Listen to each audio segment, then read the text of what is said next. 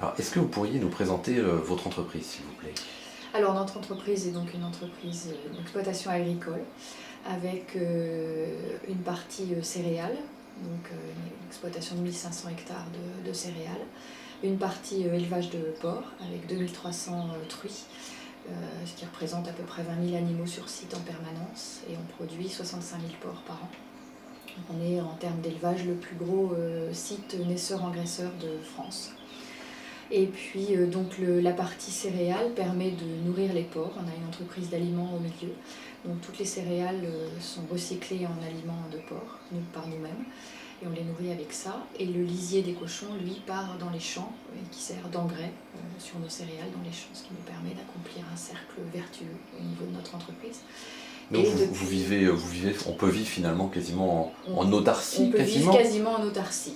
Bon, pas tout à fait, hein, on achète quelques céréales quand même pour compléter, mais on peut vivre quasiment en autarcie. Et depuis quelque temps, on favorise aussi le recyclage des coproduits de l'industrie agroalimentaire. Donc on a une grande interaction avec les entreprises agroalimentaires. Et donc on recycle comme par exemple le petit lait des entreprises Tribala, donc les fromages frais riants. Donc tout leur petit lait ainsi que leur boue. Donc le petit lait est donné à manger aux cochons et leurs boues sont épandues sur nos champs avec notre lisier, donc ça permet de l'engrais encore un peu plus intéressant. Et puis on recycle également les pains jaqués.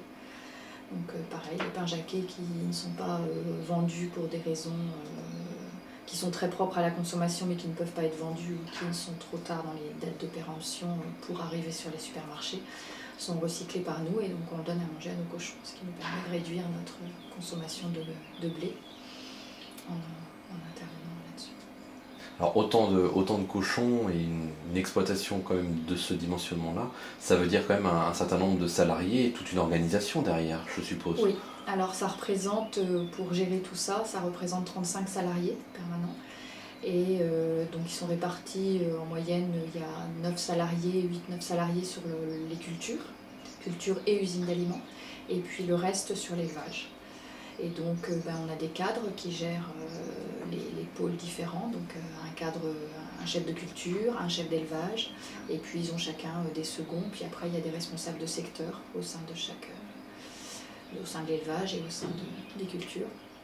Et puis après des salariés qui travaillent à tous les niveaux.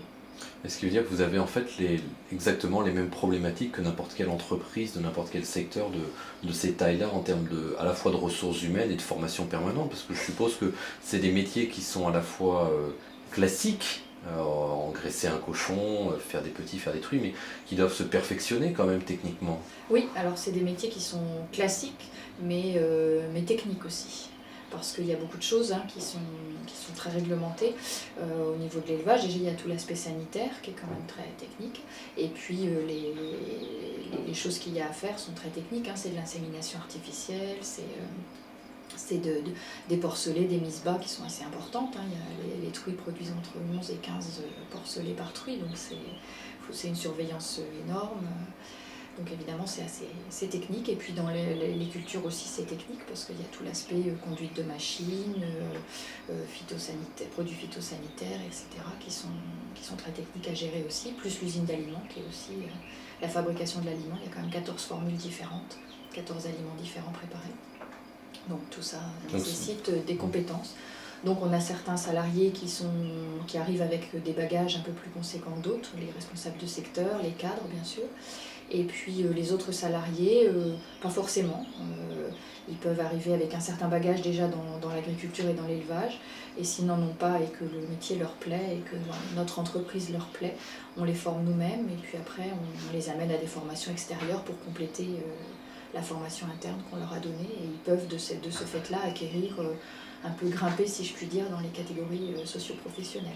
Ce qui veut dire que quelqu'un qui viendrait avec un bagage assez modeste, un petit peu d'expérience, mais qui aurait surtout une envie de travailler, qui se plairait dans ce métier, il peut finalement accéder à évoluer en fait, professionnellement. Tout à fait, ça ne dépend que de lui et de l'intérêt qu'il va trouver à notre entreprise et au métier qu'on lui propose.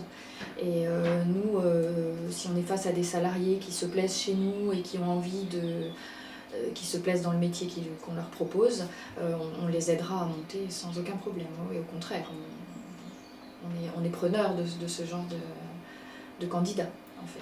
De quelqu'un qui arrive, qui n'a pas forcément un métier dans les mains, mais qui a envie de travailler et qui se plaît chez nous. On va le former, si on voit que ça lui plaît, on va le former à l'extérieur, on va lui faire acquérir un certain bagage dans ce métier. Et puis il peut évoluer tout à fait à son rythme, mais il peut évoluer.